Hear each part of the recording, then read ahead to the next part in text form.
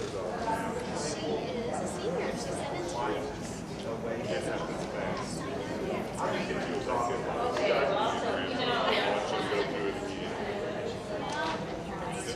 She's 17.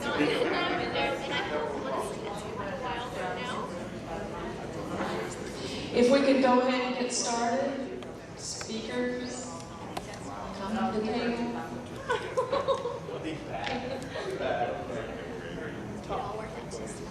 Well, good evening. Thank you for coming tonight. I'm Rita Officer of the League of Women Voters, and I'm going to be your moderator for tonight's program on cyberbullying. We're so excited about this program. We have a wonderful panel and such good information.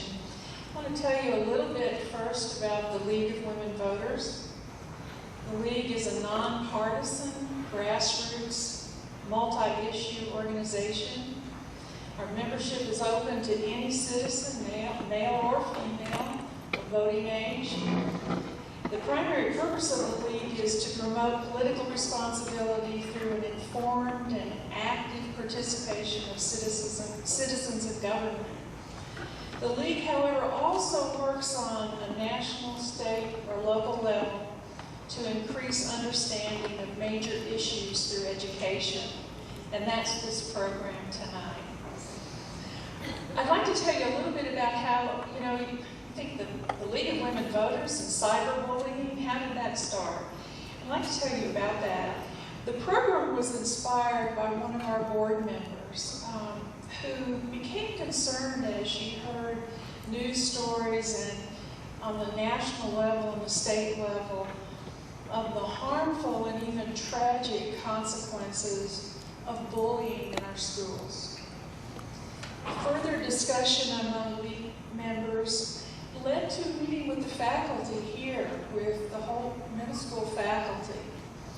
And they shared their concerns regarding social problems they were observing in some students that was likely secondary to the pervasive effects of electronic media in the students' lives and even in their parents' lives. It was also noted, to no one's surprise, that often the students were more technically savvy than their parents or other adults. So the focus came to be on a growing problem in schools, which is cyberbullying. And our panelists will describe exactly what constitutes cyberbullying, its effects, consequences. Our panelists will also describe ways to prevent cyberbullying and tools with which to deal with it effectively. Let me tell you a little about the structure of the program tonight. We have the panelists who have such expertise, and I want to tell you that they'll just scratch the surface of what they know about this subject. But they'll be making their presentations first. And then after they make their presentations, we'll open it to general questions about this issue. And then after there's a question and answer period, we have, by the way, a great deal of literature back there that's just excellent. And our panelists have agreed to go back to the tables back there, and they would be glad to talk with you on an individual basis if you have more detailed questions or perhaps questions of a more personal nature.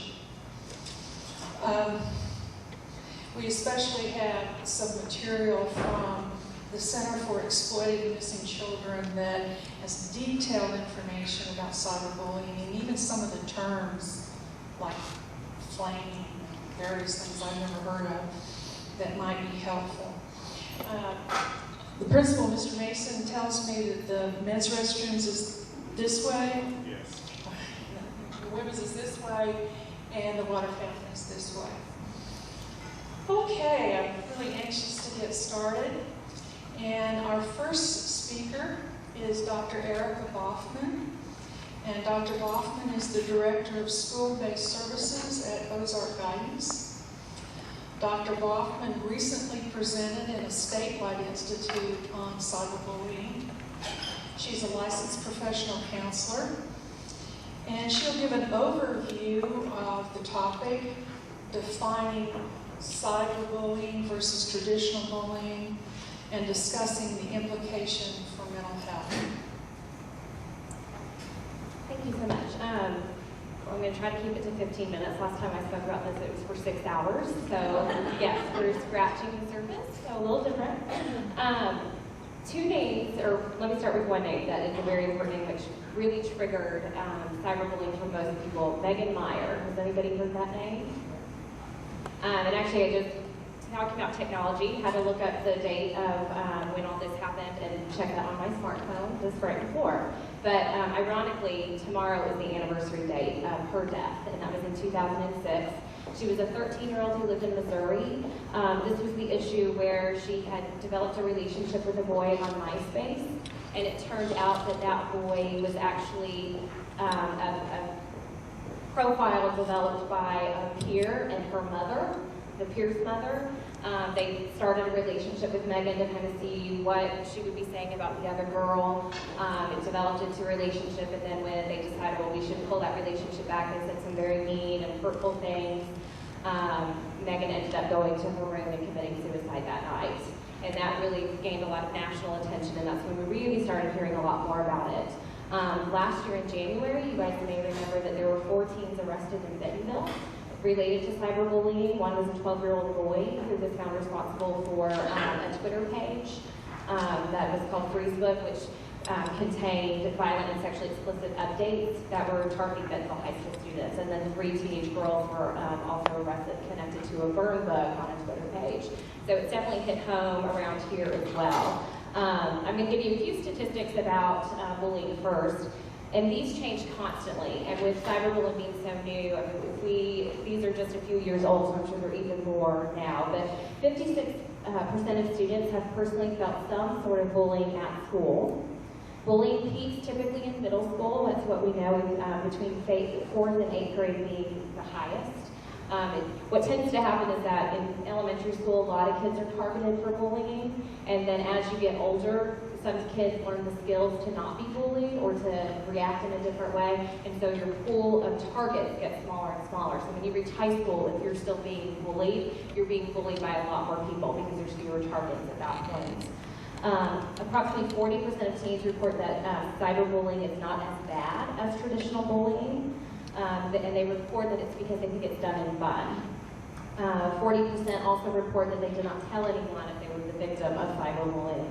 And again, I think those numbers would probably be much higher if kids understood what cyberbullying is. A lot of times they don't have the education to know what it is. So I'm going to start with talking to you guys about what traditional bullying is, because we have to have an understanding of that before we can understand how it translates to cyberbullying. So there are 3 aspects of bullying that have to occur for it to meet the definition of bullying. The first would be that it's aggressive behavior with the intention to harm. The second would be that it repeats over time. So that's kind of a big thing. An incident may occur once, and it's an incident we need to look at and talk about, but it doesn't enter that realm of bullying until it's done consistently over time. And then there's an imbalance in power between the bully and the victim. There's different types of bullying. You have physical bullying, which would be hitting or somehow physically harming somebody. Verbal bullying would be using your words to harm somebody. And relational bullying, which is what you typically see more often with girls in terms of maybe not inviting somebody to the birthday party or not letting somebody sit at your table, things like that. And then within bullying, we have different roles. So you have the bully, you have the victim, and you have bystanders. And then you have a whole spectrum in between. So you do have some people who are a bully and a victim. And the person that most of us are, even at our ages, is we're bystanders to bullying quite often. And so that's, I think, the area where we really want to empower our students, is that if you're a bystander to bullying, of how you can kind of step up and do things with that. So with cyberbullying, the definition is that it's the willful and repeated harm that's inflicted through the use of computers, cell phones, and other electronic devices. So it's basically any form of bullying that uses some form of technology. So we think of things like Facebook, and when people put things on Facebook or on Twitter, MySpace isn't used quite as much anymore. Though I hear that when teenagers and kids start to see that where the adults go, like nobody used to have a Facebook page 5 years ago, now all adults go have Facebook pages, so believe me, they're running from Facebook. They went to Twitter, now we're going to Twitter, so they're running from Twitter. So they're always going to be trying to not be where their parents are at. So we have to stay really informed of those things. But the one thing that's making it really difficult with cyberbullying in terms of defining it is if we go back to those three pieces of what has to be there, that imbalance of power, that may or may not be present in cyberbullying because you remove the barrier of face-to-face. So sometimes there's not an imbalance of power because somebody feels more powerful when they're anonymous. The other thing is the intent.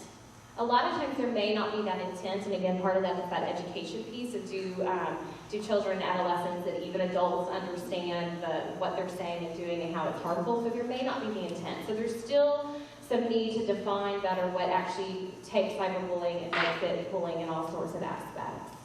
Let me talk a little bit about the differences with cyberbullying and traditional bullying. The biggest thing is that it's not confined to school or to where kids hang out. It follows you constantly. So in the past, when somebody was bullied and it was at school through notes or through comments made in cafeterias or whatever the case may be, kids could go home and hopefully home was a refuge. We know for a lot of our kids it's not, but hopefully for them it was a safe place. Now you can't escape it. You go home and they're bullying you on your computer, on your cell phone. It's just constant all the time. So that's very, very difficult for somebody who's a target to really be able to work with that. There's a larger audience. We know with traditional bullying that most kids will do it where adults aren't present, where there's not a whole lot of people around, where there's not as many people who know what's happening. So think about something like Facebook. How many people have a Facebook page? Okay, so you post something on your wall. So say, or your status, let's say you're putting it as your status. So say I say something like, gosh, the guy sitting behind me in algebra needs some deodorant. And I'm thinking, I'm just putting that as my thought right now. I would never say that to him. Maybe he is a friend on my Facebook. Maybe he's not. Maybe he's a friend of one of my friends. So now they've seen that I've put that. And then let's say 50 of my friends like it. All of a sudden, you have so many more people who are part of this process that I would have likely never said that to somebody's face, and none of my friends would have been like, yeah, high five to that one. But when there's that distinction, if you're on your computer, we're just saying and doing things that we maybe wouldn't have done face-to-face. So the amount of people who are willing to say things is growing. Again, bullies can reach their victims in the safety of their own homes. It's happening through text messages, emails, instant messenger, social networking sites. I mean, everything is technology with our kids. I mean, if you talk to a teenager, they don't speak on the phone. When I work with my clients and they say, well, I talked to my friend or my boyfriend, I always say, did you talk or did you text? And you know how they text. It's K. It's one letter. It's not conversations like we have. And so that it's just a part of their life. So this is where it's all happening at. And there's just no escape. It's happening 24/7 for these kids. And so in terms of from a mental health standpoint, if I'm working with somebody who is the target of bullying, it's just following them constantly. So all the things that we know are going to impact them, lower self-esteem, depression, anxiety, those things are so much more amplified because there's no escape. It's just with them constantly. Some might be more actively involved in cyberbullying that wouldn't be in traditional bullying. We've kind of already talked about that, but again, there's just this sense of protection by being on the computer that they might not think about. Or I think about things. I like to always apply things to us because sometimes we think of teenagers do that. I don't do that. How many of you have ever hit reply all to a work email that you didn't mean to do? And you may have said something, maybe it was just you didn't want other people to know, or maybe it was something rude about somebody, and now all of a sudden they've seen that. It's these type of things that are happening. So again, somebody who may not have done it in another setting, it's happening more often now. The other part is that they don't really have to face the victim. There's a piece of humanity that hopefully for some people comes out that if I look you in the face and I call you a name and I see your reaction, I may have a reaction and realize maybe that wasn't nice. But when there's the computer there and you don't see their reaction, we're not always thinking about the impact that has on another person. And so it's helping kids really understand that. The other thing that I think is interesting, and we were kind of joking about this before in terms of fear of technology. My mom has a smartphone that doesn't do any smartphone stuff. She won't pay for the data plan. One, why would you spend that money for a data plan? Why would you do that? She'll spend $20 a week for her nails, but not for a data plan. So she just can't do any of that stuff. I just recently got an iPhone. My 3-year-old can use my iPhone better than me. And that's because they grow up with the technology. So they understand it better, they know it better, so parents really need to not be afraid, and they need to learn how to use the technology and just kind of jump right in there and go to classes, whatever they need to do to get educated. Because the generation behind us will always know more than we know about it unless we stay on top of it, but they're still going to be more comfortable with it because it wasn't scary to them. It was part of their life growing up. I think that's all I really wanted to talk about on my end. Again, just in terms of the impact that it has, one of the last things I probably want to really note is when you go back to thinking about Megan Meyer and what happened with her, the thing with teenagers and with kids is we know they're very impulsive, and part of that's because their brains are still developing. And so when they think about things like suicide, they're more likely to be impulsive about that. How many of you have been trained that if somebody's thinking about suicide, they're writing a note or they're giving away things like that, right? We've talked about those warning signs. Throw those out the window when you talk about teenagers.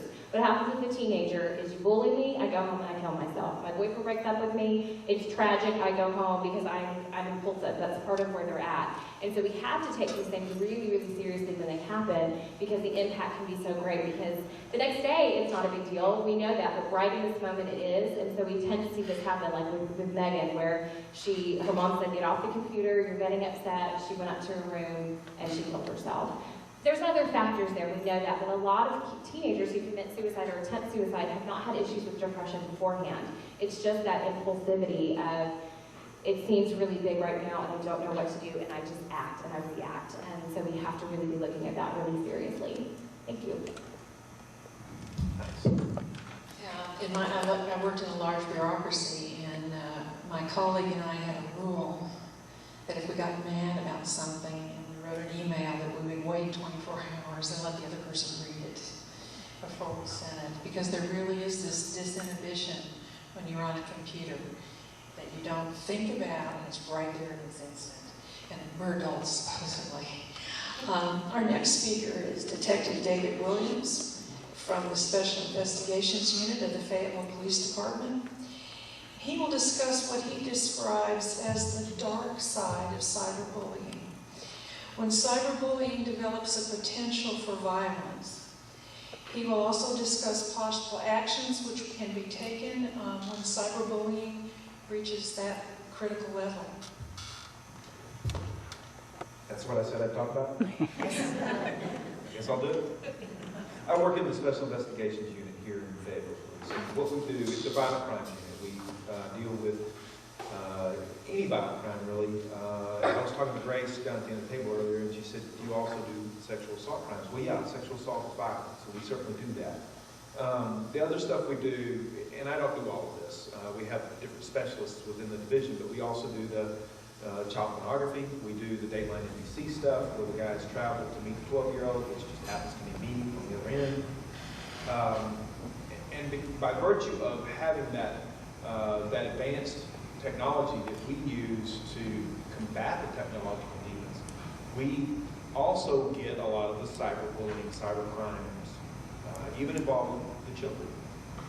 Which I think is appropriate because we are talking about people who need to be protected. That is our mission. We're supposed to be doing that at Fayetteville Police, and we try very hard to do that. So, how this works is you'll generally get a case from a teacher, every once in a while from a parent, but somebody has found out that a child is being victimized. We've had 2 cases recently.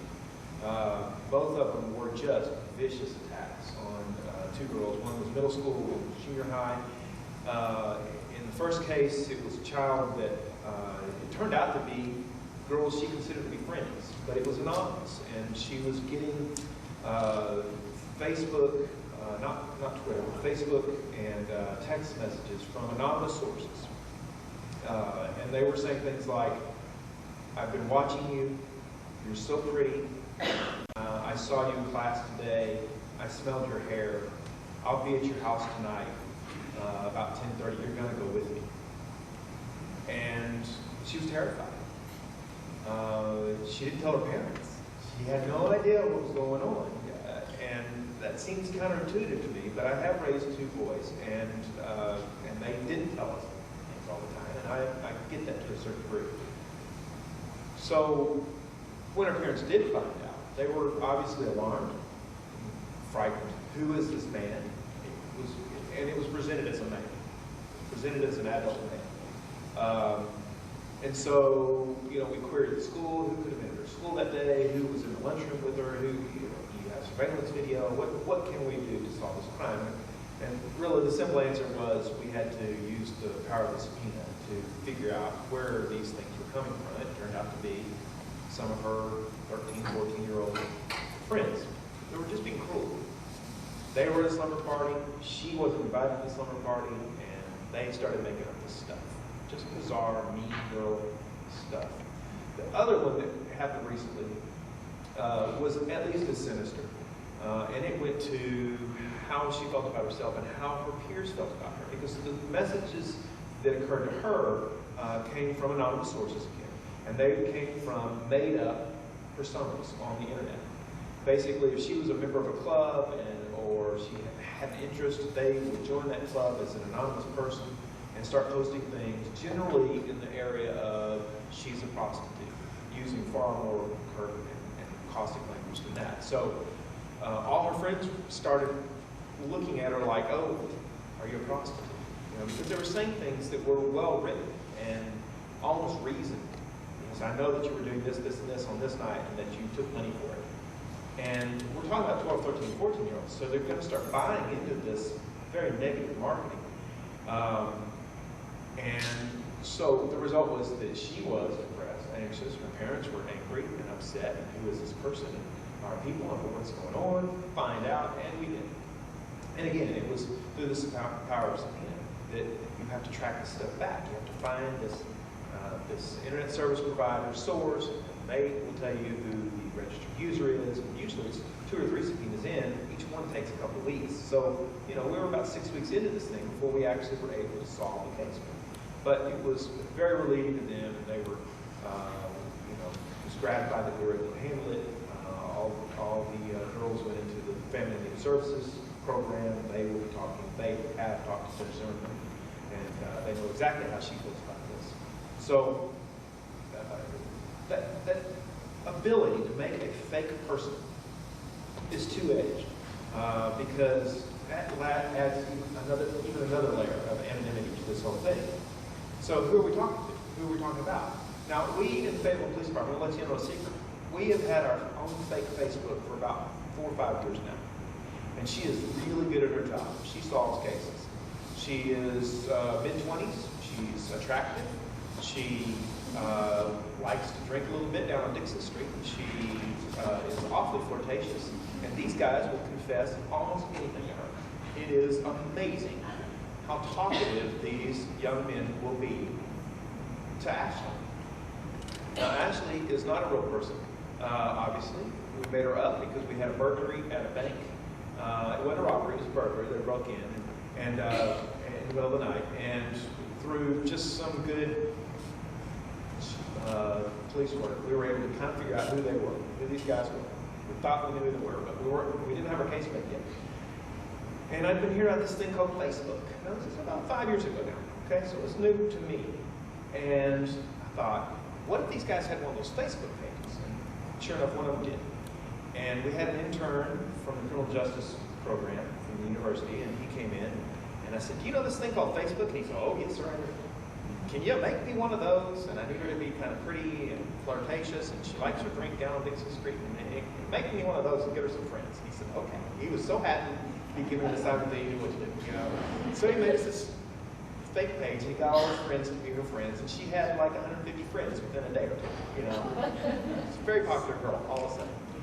And so I reached out to this guy once he taught me what to do on Facebook, and I reached out to this guy and I said, you were so crazy in Fayetteville the other night. And he said, yeah, we got so drunk we were breaking windows and stuff. I think we broke into a bank. Print. And there you go. And Ashley has gone on to solve rape and several aggravated assaults and quite a few deaths, and she helps us find out where people are because these guys will not tell the police where they live, but they will certainly tell Ashley, and they will meet her for dates from time to time. So this is a good edge to the sword for us. You know, we use it to our advantage. This is just law enforcement keeping up or trying to keep up with technology. We have established a Twitter account now. That's our new thing. I don't even know how to use it yet, but we have one. So that's good. Because if we can do it, and this is a guy I didn't work on a computer. I didn't do a keystroke on a computer until I was a junior in college. But if we can start figuring this stuff out, parents can certainly start figuring this stuff out. And that's our job. We're parents. So it's just too critical not to know. You have to have a dialogue. We have to have a dialogue and say, what's going on? If somebody is bothering you, if somebody is threatening you, if somebody is bullying you in cyberspace, I really want you to feel comfortable coming to tell me. And I'm not going to embarrass you at school, but I am going to take care of you. And that is a very supportive, genuine measure that most children, especially at the 12, 13, 14-year-old age, can respond very well to. The other thing is, when my kids set up their first Facebook account, they put a little bit too much online. They put a little bit too much about our address and where we live and what they were doing, and they had to write it in. So the deal was always, I get to look at your Facebook, I get to know what your passwords are. She's going to talk about that in just a second. I think it's a wonderful tool.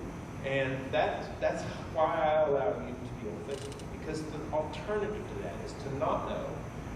And I know we have privacy issues with our children, but there are some things that they just have to let us know. And one of them is when things could get dangerous. And we've got a little girl that was murdered by a man down in Fayetteville because she met him online.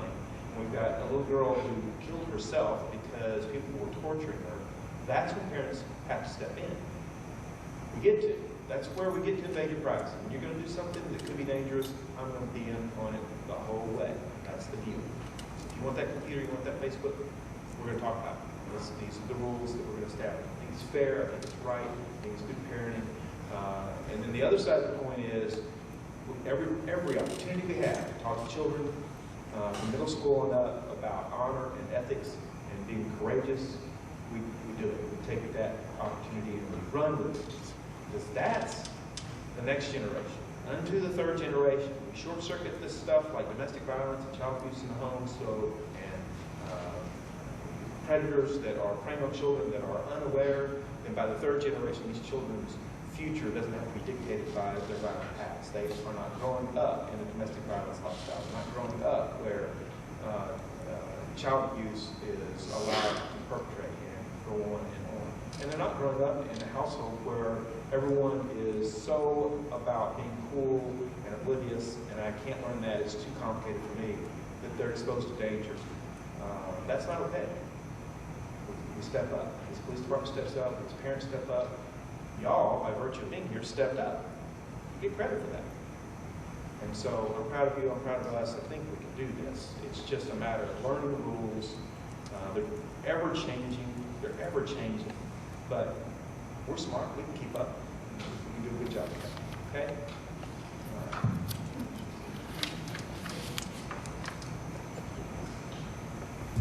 Speaking of technology, I thought about this program and I thought about bullying. To me, a bully was Draco Malfoy in the Harry Potter series and his little band of thugs. And we know that girls are the most frequent victims of bullying by other girls.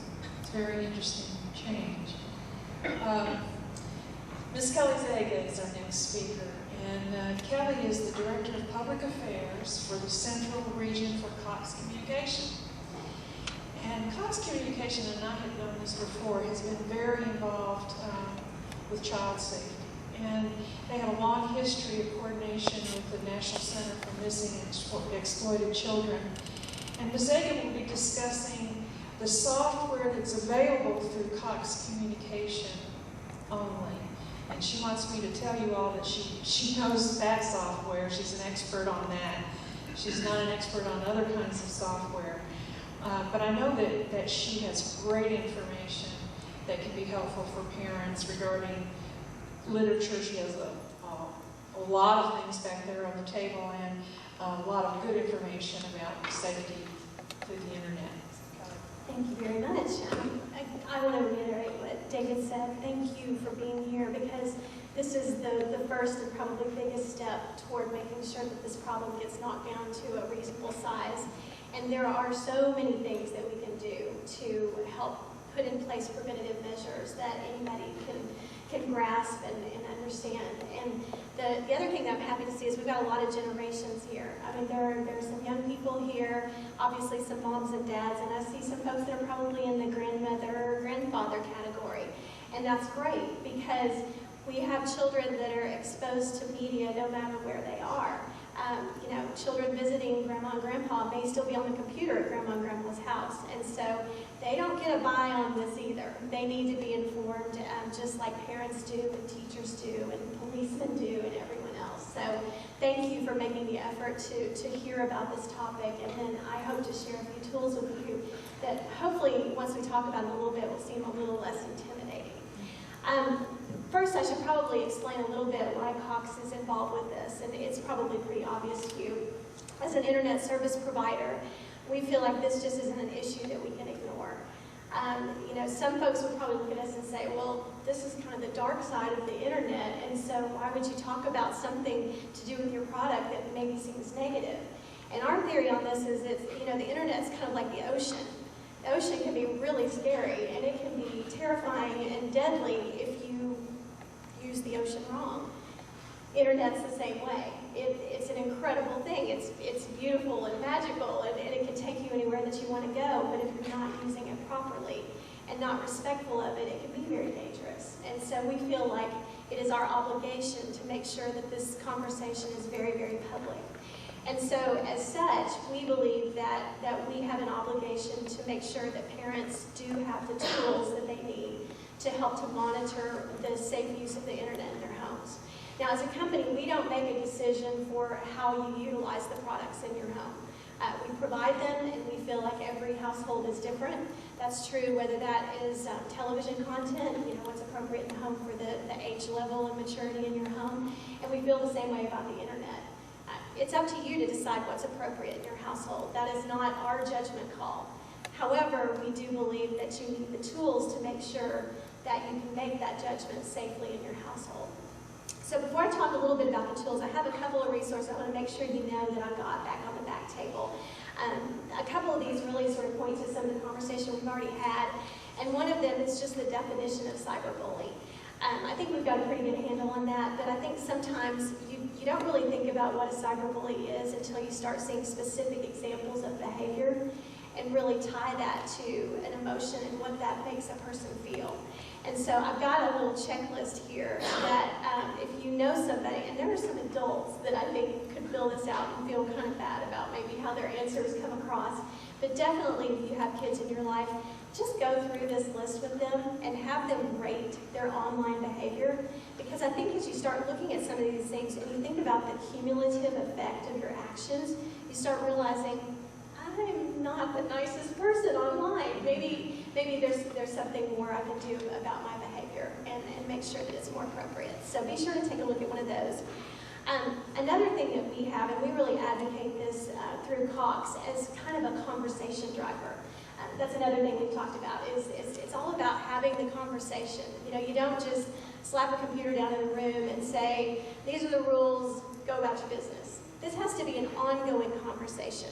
And one of the best things we've found for starting that conversation when people have younger students that are starting to use the computer and then probably revisiting this information as students get older and start having a bigger and bigger life online, is we actually have a parent-child internet use contract. Now, I know the contract is only as good as the paper that it's written on, and you know, you might look at that and think, well, that's kind of hokey. But actually what this does is it lists what the parent promises about their behavior surrounding their child's use of the internet. And then it has a list of things that the child promises about the use of internet. And probably one of the most critical things in here that we learned through conducting some national summits that were moderated by John Walsh. I think probably most of you all are familiar with him. He had the television show America's Most Wanted for many years. John Walsh lost a child to an abductor who was murdered, and he was responsible for helping, he was one of the first folks to help establish the National Center for Missing and Exploited Children. And so he is a foremost expert on this topic. And so we utilized him for several years at a national summit in DC, where we brought teenagers, and a couple of years we worked with tweens too. We decided, you know, the problem's not just teenagers, it goes down to the middle school age. And we would bring in kids that represented states all over the country. And of course, as you might imagine, these are top-notch kids. They have good grades, they're well known in their communities, they have supportive parents, you know, they're kind of your stellar kid. And so you would think that when you get together a panel of kids like that and you talk to them about online behavior, those aren't your problem children. Or they are probably really successful kids because they have this great communication line with their parents and all this stuff is just hunky-dory. Well, what we learned was when we asked these kids who were brilliant and articulate and well plugged in and great kids to know, when we asked them if you received a sexting message or if you were being bullied online or you saw something happening online, would you tell your parents?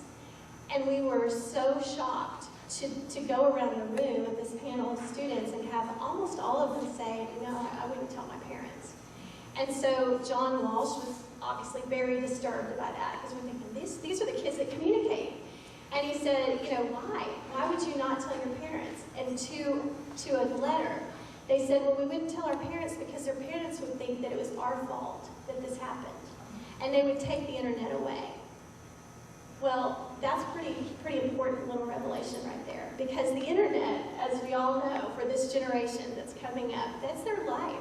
They socialize through it. They find all of their information through it. They live online just like they live offline. And so if you take that away, it's taking away something that's really important to them and it's part of their whole social identity. So it made us realize that it really wasn't about just stopping the behavior and taking the thing away that was the offender, but it was actually having a conversation about it and teaching parents that what you do is you don't threaten to take something away. You make sure up front with this contract or through whatever conversation that you have that you tell kids, we are going to understand, and if you are in a scary situation, we are not going to punish you because you're in a scary situation. We're going to help you solve the problem, just like David said. Be a tool toward helping them resolve the situation rather than being punitive about it. And I think if you establish that conversation really, really young, when they're just little and they're just learning, what the internet's about and how to navigate all of that, long before all of this type of behavior really kicks in full time, they will be much more trusting that that is truly what you will do if they encounter problems. It's about having a constant, consistent conversation. So that's something we just really, really promote. So this is a nice little tool to just go through and just kind of help everybody have that conversation. It can be a little bit challenging and make sure that everybody's covering their bases. The last thing I wanted to tell you about is the parental control software that we make available. Now, as was mentioned, most internet providers probably have some type of anti-phishing, anti-scamming software, and things that keep you from getting spam and this and that, virus protection, all of that. It's in our best interest to provide that to you because it helps to keep our network safe. When our network is safer, then that means everybody's services are working better. And so, there's definitely a business reason to provide that. But it also keeps you safer as well. And we have, as a component of our security software, which is free to all of our customers, because we really, really want you to use it. One of the components of that is parental controls.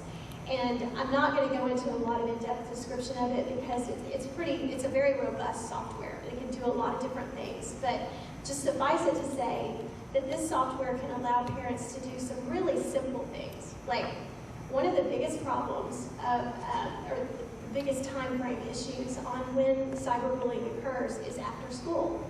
You've got, kids that come home, parents are still at work.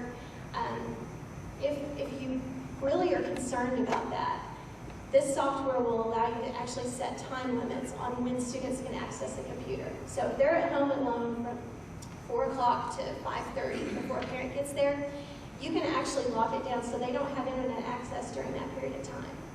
And then you can open it back up. You give each individual user in your household their own password for the computer, and you set rules and guidelines that are appropriate for them. So if you've got a serial internet user that goes to bed and then gets back up again at 1 a.m. when everybody else is in bed and sneaks downstairs and uses the family computer to chat online and you bust them, you can lock it down so that they don't have the opportunity to do that. Very, very simple thing to do. It's very easy to adjust it back and forth. So it's a way that parents can kind of monitor what's being used, how it's being used, and just handle that very, very simply. We also have limitations on the different settings that can be age appropriate.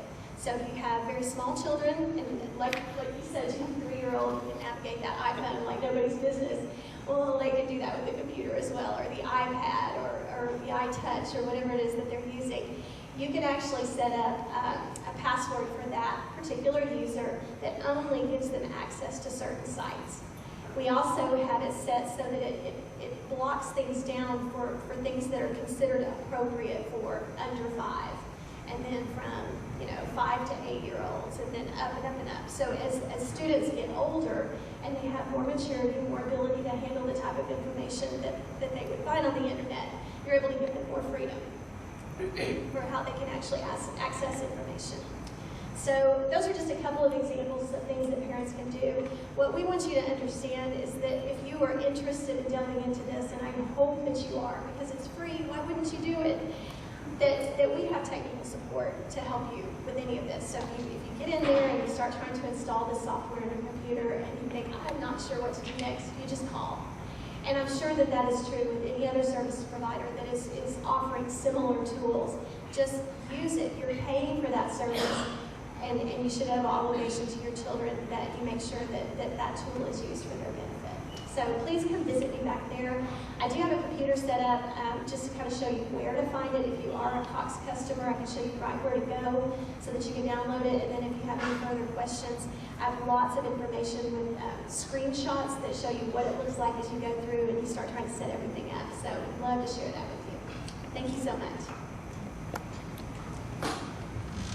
I need to set some controls for my husband so I can set my computers alone. Thank you so much. Our next speaker is Mr. Mike Mason, who's the principal of Hope Middle School. And he's going to discuss some of the growing concern that the school system has with this issue, as well as the actions the school system can take. And we're really lucky in Arkansas because Arkansas has some very robust laws regarding cyberbullying and the steps the school can take to deal with it. So, Mr. Mason. Thank you. Thank you for being here. And I would like to thank the League of Women Voters for being so proactive in our community. Once they learned there was an issue, they did not shy away from it, but marched forward with organizing this forum, and we appreciate their interest and their support in the children of our community. Kids love technology. Teachers, would you agree? They absolutely love it. I heard David say, you know, he had to learn it. I had to learn it. Most of us up here, except this young lady to my left, had to learn it. She was raised on it. We are what we call digital immigrants. And as such, we old people speak a foreign language. It's not our natural native language. But to this young lady, it's her preferred language, I would imagine, and most of our students are the same. I have a teacher that told me a story last year. Her son had invited 5 of his friends over to their house to watch the Super Bowl. And as they were in the living room eating their pizza and watching the game, she noticed it was very quiet. They weren't talking, and she thought that was strange to have 6 guys, teenage guys, in the room watching the Super Bowl and no noise. And suddenly she realized, but there is a noise. What are these clicks I keep hearing? And she went in. They all had their cell phones and were texting each other within the room rather than talking to each other. So it is a preferred form of communication for a lot of our kids. We think it's strange. I have learned in my own personal life, if I want to communicate with my adult sons and their wives, I don't call. I used to call and think, boy, that must really be busy.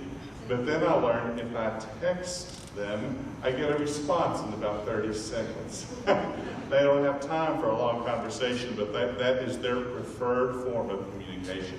So it's a very interesting dilemma for us old folks. But the dilemma at school is, while it's a wonderful tool of communication, and I find myself spending more and more time in front of the computer as the years go by, and I used to have file drawers just full of papers. I don't think I've used my file drawer in a year. It's all on the computer. So our lives have truly shifted in a dramatic way. But like all good things, there happens to be a downside as well. And we see that at school. And unfortunately, I forget which of our panelists said that, it seems to peak at the middle school years. Yes, Michelle. Michelle Hayward's back there, principal of McNair. Do you face any cyberbullying issues with your students? Yes, we do. And I'll have to say, from a school administrator's perspective, it's one of my least favorite things to deal with because a lot of it happens at home. And believe it or not, as she talked about the laws, there are laws, we have school policies, and not only that, but we have a moral responsibility to protect our students who are being bullied. But a lot of this does take place at home. And oftentimes, the parents of the cyberbullies are extremely offended when we start messing in their business that happens at home. But I'm going to read you the law and also the Fayetteville school policy that tells us how we're to deal with cyberbullying and when we're to deal with cyberbullying that happens at home. And it's a fine line because we're not the parents, yet it impacts the learning at school. So we have and the emotional well-being of our students at school. So we do have a responsibility to intervene. First of all, I would like to just briefly go over the law with you. It was passed in July of 2011 and took effect then. And there's a reference to off-campus behaviors. And it says that all schools must have policies that prohibit bullying. And one is by an electronic act that results in the substantial disruption of the orderly operation of the school or educational environment.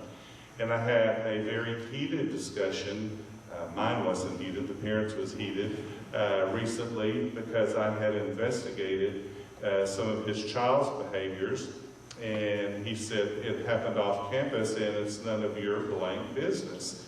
And I said, well, actually it is, because it has drastically disrupted the learning environment of the school. We have kids who cannot think, they cannot listen to what the teacher said. That's all the scuttlebutt that's going on in the school because of some cyberbullying that took place over the weekend involving your child. So not only do I have the right to do that, by law I'm legally bound to do that to protect the other students and the learning environment. So the Fayetteville schools have basically copied word for word the law and put it in our policy, and it is it includes all the things the law did, and it talks also about creating a hostile educational environment for students or employees, and the orderly operation of the school. And it says that people who do that will be held accountable for their actions. There are two ways to look at that. One, we look at it in that we do have to protect the environment of our school so that students are able to concentrate on the academics, which is why they're here, and that they don't operate out of fear. And two, just to protect the child. We have a responsibility not only to protect the child that's been bullied, but also to address the one who is doing the bullying. There's an educational component that needs to take place there. We try to do it first through education, but if education doesn't do the trick, then consequences have to come in. And it is a level 3 consequence in the Fayetteville Public School board policies. And we have 4 levels, so it's the next to the top level. And the students can be, for the first offense, be suspended up to 10 days. And there can be a referral to a pre-expulsion hearing, which is the step before a student would be expelled from school. And then the second time, I believe it has to be a 10-day suspension, and then once again can be a referral for a pre-expulsion hearing. So the consequences are fairly strenuous, and at school we do a lot of education. Our teachers talk about it, our counselors talk about it as they go into classes with students. We recently had the Fayetteville Police Department, in fact it was just last week, in our school to talk to our students about cyberbullying. And the students are fascinated by it because they are on the front line. They know exactly what the police department was talking about. I interviewed several of my students this last week and said, how many of you have been cyberbullied or know of someone who has been cyberbullied? and about 60% of the students in the room raised their hand, which I was sad to see. I was hoping it would be less than that. And I said, well, what are you considering cyberbullying? And one of the students said, well, a lot of it's an email saying some pretty nasty things, cussing. There's this girl that came back to school, and we were talking about it peaking at middle school. She said this actually happened when we were in elementary school. So I think parents sometimes don't realize how young this starts. And she said they shunned her because of what was said on the email, and she just cried all the time because she didn't know why it was going on. So anonymous things that are being said, or sometimes not anonymous, floating out there for the whole world to see. The child doesn't know why, feels terrible about it, and really doesn't know what to do. And oftentimes, for whatever reason, they don't feel comfortable sharing the information with their parents or the school authorities, and so they just try to deal with it on their own. And unfortunately, we've heard tonight, some of them don't deal with it so well. And then she told my brother, but I don't know if she ever told an adult. And then another student said, I have a friend here at school who got cyberbullied this summer. 2 girls got on Facebook calling her fat and said she needed Proactive.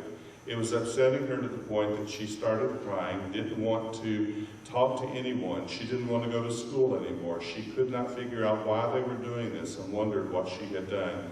I told her to tell her mom, and when she did, her mom blocked them. They were calling her, and I won't repeat all the names. It's pretty bad. Another student said I was cyberbullied on Facebook, and this was the only boy in the group. What we're seeing is it tends to be, at this age at least, seems to be more centered around the females. A girl was rude, used cuss words, and he told me what some of them were. She threatened to hit me, punch me in the face. She called me and I won't repeat all that. Don't know why she was doing that. I told her it was rude, and she stopped. So this young man at least had enough wherewithal to confront the bully, and when confronted, oftentimes the bullies do stop. Then a girl said, I don't do Facebook anymore because of the risk, but a female friend told me she was sharing her opinions about being gay very nicely on Facebook. Another girl did not agree with her and got on Facebook and called her some really bad names. And I could just go on and on. But they're being confronted with a lot of hostile comments and remarks either about them that sometimes they're just not quite sure how to face. I talked to some teachers and I asked them, are you familiar with? And we also have our sleuths in the school system. And so we get to see firsthand some things that are going on. This teacher said a lot of it, the cyberbullying, is when students get into other students' Facebook accounts and post inappropriate things as though they are from the person who has the account. I don't even know how to do that, but evidently our kids do. It's rarely a boy, usually girls, though the boys often get involved if it progresses. There are rumors, gossip. There's also posting of pictures. And they talked about girls at a pajama party, and then one decided it'd be funny to post pictures of that. And of course, some of the girls were horrified when they saw themselves. They get into arguments, and it spills over into school. And we see that. Sometimes we don't like Mondays very well because what happens at the mall and the skate place and the bowling alley and all that, I mean on Monday. We hear it, don't we, Michelle? The hallways are just rumbling. And I'm like, oh, parents, why did you let your kids go there unsupervised? There are a lot of things taking place, and a lot of it stems around technology and electronic devices. And this last weekend, we had some students that came back, and the big talk was about the very inappropriate pictures of unclad women that were being showed around. And of course, that was the talk of the school. Well, it's hard to have class when everybody's talking about the pictures that they saw off of Facebook, but the internet. I would like to talk about... Principal Mason. I'm sorry. Thank you. I could talk all night. I will be at the back if you want to know more.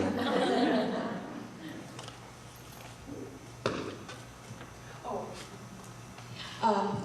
Thank you, Principal Mason.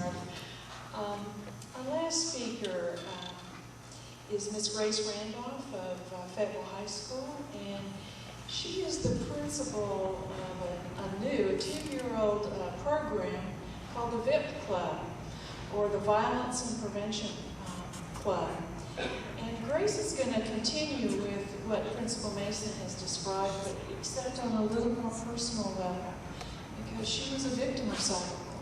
She's also going to describe the effect of cyberbullying on the student body, and also the wonderful work this club is doing in Fayetteville High School. So, Grace. Hi, I'm 18 years old, just turned 18, so I'll be voting this next election, which I'm super excited about. Like she said, I'm a senior at Fayetteville High School. I am the current president of the VIP Club, Violence Intervention and Prevention Club. We work on and talk about certain types of violence, which could be anywhere from sexual assault to cyberbullying, and then we try to talk about how we can prevent it. As a student, I get to see a different perspective of cyberbullying, and also as the generation of technology, I get to see a whole different way bullying can occur. I'm actually not addicted to technology. I'd rather talk on the phone. It kind of skipped me because my mom didn't let me have a cell phone or text until I was in 8th grade, which was my birthday present to have texting. So that was awesome. But I'm not too tech addicted. But the way that this affects our high school and middle school is that it creates a separation and a gap between students. We like to call these cliques. You have the popular girls and the athletic kids and all of that. It really divides it up because you have kids who have Twitter pages and hashtags, which are, I don't even want to go into that. And then you have Facebook pages, and you have all these things where people can say that I'm a part of this and you're not. And so you're not cool because you're not a part of this. And that's just one way that it affects our high school. It's the loss of interest in high school. When you're being constantly bullied and text that you're stupid, no one likes you, you should just die, things like that, you don't want to come to high school. You don't want to come to your school, and you especially don't want to sit in class with a bunch of people who you think are talking bad about you. And Facebook and Twitter, you could be seeing tweets, which are these like texts on the internet, that don't even have your name in it or your Twitter account in it, and you automatically assume it's you, and it hurts your feelings no matter what. And it also there's these things called hate pages. Fayetteville High School, someone spoke about Fayetteville having a hate Twitter page. Fayetteville High School also had that. It was called Fayette and then the S word. And it had a lot of mean things about kids at the Fayetteville High School, but it was never approached. And that's where I was bullied. My Twitter was never like, oh, Grace, you suck or something. It was actually about a teacher, and it said that he was a pedophile, which greatly affected him because then he had to be searched and looked at and made sure that this isn't a true allegation. I felt like it was my responsibility and duty to take up for this teacher because I felt like he wasn't a pedophile, and no one else was doing anything. So what I did is I looked at who was following and who was being followed back by this Twitter account. I wrote down a list of names of who these kids were and gave it to my vice principal. Somehow it was leaked that I was ratting these kids out and that I claimed that all these people did it, which I never did. And so I was getting texts and Facebook messages and tweets about how they want to meet up with me, how they want to have a discussion, and implying that they're going to beat me up or something. So a part of me wanted to break down and not, and just go into the fetal position or something. But my mom, who created the VIP Club and who has a master's in child development psychology, was like, no, you cannot stop. You have to push through and you have to be that strong and that rock for the kids who don't have this opportunity. And so I responded to those messages and said, yeah, let's meet up. But as we talked about, kids don't like to be face-to-face anymore. And I can say kids because I'm 18 and I'm an adult. So they don't like to be face-to-face anymore. So all of a sudden it stopped because I was like, yeah, meet me here. just you, just me, and we'll have a conversation. I'm totally fine with that. And none of them showed up because none of them want to face the reality. So that's how I was affected, but because of my strong connection with my mom and my parents, it didn't stop me. And that Facebook or the Twitter page was then deleted. A bunch of other Facebook or Fayetteville Twitter pages were deleted, and the problem was technically solved. But what happens with this is that we as students have this ability to make a difference and make a change, but we're often not given that chance to do so. By that I mean we aren't taught in the beginning that we can make a change. We often talk about we can block things and we can block servers, and at that, right when it happens, we'll stop it. But what's even better is instead of having kids having to go to counseling because of being sexually assaulted, why don't we talk about why and where this might happen? And that bad guys aren't always wearing dark trench coats. They're often girls and guys behind a computer saying mean things. And so the way we can do this is at a young age. I mean kindergarten, first grade, talking about what a bully is. How can we stop that? What are allies? How does this affect you? What would you feel in this situation? The school tried to block our server, or not the server, but Facebook and Twitter. Turns out there's this thing called mobile network. So you can still tweet and say mean things and take pictures and send it and do all that, and the school was just trying to cover it up and sweep it underneath the rug and pretend like nothing was happening on the school's property. But it still really was. It still was really affecting everyone, and it still really hurts. You might not be getting punched in the face, but when you read that message, it makes your heart drop. So by doing that, it's just saying, oh, we're just going to pretend like it's not happening. You kids go on with your work.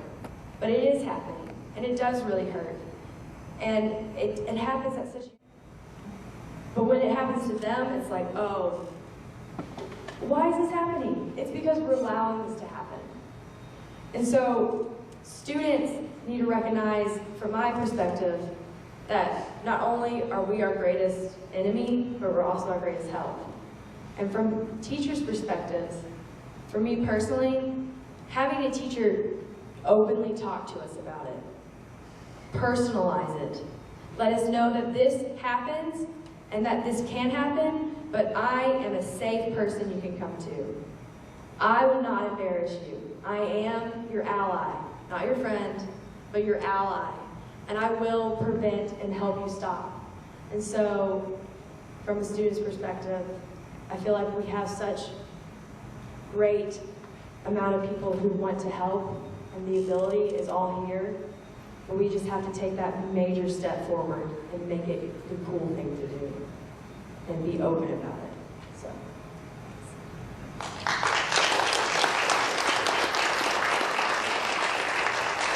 I think that's some of the currents. If you do, speak up. There's a lot of information presented. Yes, ma'am. Could you speak up just a little bit? Surveillance, what is the court process, what's the process? So once you find out who's doing this, what are the legal processes that? Okay. Well, Arkansas has had a law what's called harassment communications for longer than I've been working in Arkansas. I worked in a different city before I moved here. It's good law. It's not complete law. And so it was addressed in 2011 through the cyberbullying statute. And it is more complete when we're talking relative to this 21st century technology, because one of the things that we weren't quite getting out of harassment communications, which has to do with telephones, maybe faxes, emails, was if you post something, but it doesn't go directly to the person. Now, have you made an attack on that person? Well, I think that we can make a reasonable argument that they did make an attack. You know, when you've got this Twitter stuff that's being fed out and it's being shared and then it's being retweeted, and that one person knows they're talking about me. There was an attack, but it was vague, and so the legislature addressed it in 2011 through cyberbullying, which is good law. So what happens is, once you find that person, one, it depends on if it's a juvenile or an adult. If it's a juvenile, a decision will be made generally at the detective level or officer level, and often there is some sort of communication with the prosecutor. Is this going to be a child that goes through an arrest process, or is this going to be a child that goes through a family and youth services process? The arrest is generally reserved for something that, for a kid that's already been in trouble several times and the FINS process has not worked adequately. And that would almost always be through a warrant. FINS actually gets you the same thing without the arrest, and I'm a big fan of it, because what you get is you get this child that goes into the court system. He generally is seen by Judge Zimmerman. It's a very daunting prospect to go inside a courtroom with your parents and have to address your misdeeds in front of other people. And so they will go in there, and the evidence will be presented just like in an adult courtroom, if you will. And then the judge will make some sort of decision as to how this is going to work. And it could be anything. It's far more creative than an adult system. It could be you don't get to use the internet for 6 months. You don't get to watch television for this period of time. You will spend a few hours in the juvenile detention center. You're going to pick up trash. You're going to pick up poop at the animal shelter. So there's lots of things that judge can do, up to and including therapy, counseling, anger management, batterers intervention programs, counseling and training for the parents. It's not easy to be a parent. Sometimes we all need a little bit of extra direction. So a juvenile court judge has a tremendous amount of flexibility and latitude to sort of tailor the consequences and the direction toward let's teach this child and this family how to respond to each other better and react to the rest of the world in a better way. In an adult setting, it's almost always, unless there have been direct threats made, that's going to be a misdemeanor. So we would petition Casey Jones and his staff for a warrant, and the warrant would be issued, and we would serve the warrant. And how we serve the warrant would sort of depend on how they react to this. Because at that point, if we think they're going to run, we'll go find them. If we think that they're going to be relatively responsible and they're expressing some remorse, they can turn themselves in. So. And then from that point, then the prosecutor's office will work with them and their attorney for some sort of adjudication, generally through a plea bargain. But if they want to take it to trial, we will certainly be ready and able to meet that challenge at that time, and we'll do that too. Other questions? I'm lucky enough to be at that bullying workshop. I was invited to come, and that's how we got Grace here. But there was a statement about bystanders and what that results in if people are bystanders. And I wondered if you could kind of describe the difference between somebody who's helped and somebody who's a bystander in the case of bullying. Okay, so there's two people other than the bully and the victim involved. There's the bystander and there's the ally. What we talked about is by being a bystander, you are also being the bully. You may not be directly saying or punching or retweeting this person, but by not doing anything and by not helping, you are being the bully. That includes teachers who hear about it. That includes students who are standing, kind of going, fight, fight, you know, that kind of thing. That's a bystander, and you're influencing it. And by not doing anything, you're also saying, hey, it's okay if you punch me. Nobody has to do anything. Because by me allowing you to punch that person, you can also punch me. By me allowing you to retweet that, you can also tweet and retweet things about me. That's what a bystander says. And then an ally is the person who goes up and tries to intervene. And I don't mean like they punch them and then they create a whole nother scene. I mean, they talk them down, or they say, hey, how would you feel if this happened? And they take up for the victim. And so basically by being a bystander, you're also being a bully, is what that's saying. So we all want to be allies. Allies are good. So. Other questions? Yes, ma'am. Well, I was also at that workshop, so, and in Fayetteville High School, and would say that what we're trying to do is great. We tried to get students from different clubs, like especially Grace and VIP Club, and also Gay Straight Alliance, Dog Crew, as many of the different clubs as we could be part of that workshop, and then from that, and Grace did it beautifully, is spread the word. And we are doing that into other schools too, in elementary, middle, and we are going to McNair. I just got a note on that. We're going to Holt in November. So we're taking those students to different schools, and not only does that help as far as starting with the younger kids, but being a teacher, I know that the more that you teach it, the more you learn it yourself too. So, and this workshop was done by Just Communities out of Little Rock, and they do wonderful work with diversity and just all kinds of wonderful things. And we had about 60 students participate in that, and from those 60 students, we hope to bring that out into lots of other students within the whole school district. And then they're going to go back and do the hardest job, which you'll probably agree with this, Grace, is working with their peers, which that will be in the spring after the other schools. Wonderful program. I was thinking about it. For a while, I felt like, let's sweep it underneath the rug and pretend like it never happened, and it's natural and you'll get over it. That's not true. It is so, so important to speak and talk about it, and let people know, and let students know it happens, and it will happen. We can stop it, and give them steps. We love steps. Scientific method, man. Best thing created. We love to be told. We pretend like, oh, stop telling me what to do. No, we love to be told what to do. We love to know this is how we can fix it. This is what we can do. Quick, easy, let's get it done. And so speaking about it, making it open, and not pretending like it's not there is a huge way we can accomplish this. Other questions, comments? We want to thank everyone for your participation. This has just been so interesting and informative. We'd like to thank our panel. Like I said, they just scratched the surface, and we really appreciate them coming tonight outside of their normal work hours to present to us. We appreciate your attention. Thank you, Hope Middle School, for opening your school to us.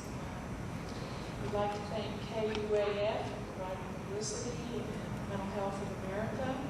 Fayetteville Public Schools, we met with the counselors who gave us some great ideas.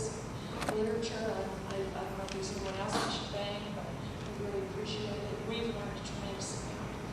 Anyone else have, I don't know if all the teachers have signed in, be sure to sign in to get your credit. Anything else? Okay, our speakers have volunteered to go back to the table, so if you have some detailed questions you'd like to ask them.